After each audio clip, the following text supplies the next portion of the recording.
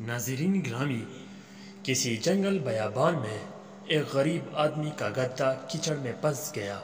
ایک تو جنگل، دوسرا موسم بہت خراب۔ سردی کے موسم میں تیز ہوا چل رہی تھی اور بارش ہو رہی تھی۔ اس مصیبت نے غریب آدمی کو سخت مشتعل کر دیا تھا اور جنجلاہٹ کے عالم میں گدھے سے لے کر ملک کے بادشاہ تک سب کو برا بلا کہہ رہا تھا۔ اتفاق ایسا ہوا کہ بادشاہ اپنے لاؤ لشکر کے ساتھ اس طرف سے گزرا اور اس نے یہ بد کلامی اپنے کانوں سے سن لی اور وہ رک گیا اور اس خیال سے اپنے لشکروں کی طرف دیکھا کہ وہ اس معاملے میں اپنی رائے دے۔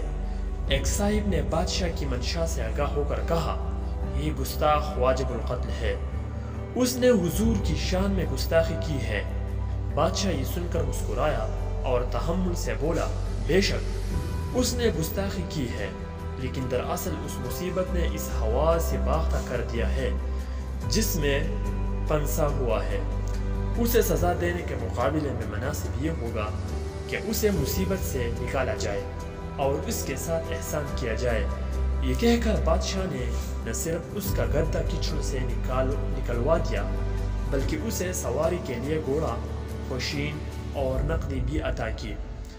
انعام عطا کرنے کے بعد بادشاہ آگے بڑھ گیا تو ایک شخص نے گدھے والے سے کہا، تو نے اپنے ہلاکت میں کوئی کسر نہ چھوڑی تھی، اسے اللہ کا خاص انعام خیال کر کے تیری جان بچ گئی۔ وہ بولا، بھائی میں اپنی حالات کے مطابق بک کر رہا تھا اور بادشاہ نے اپنی شان کے مطابق مجھ پر کرم کیا۔ سچ تو یہ ہے کہ برائی کے بدلے بلائی کرنا ہے، جواں مردوں کا شیوہ ہے۔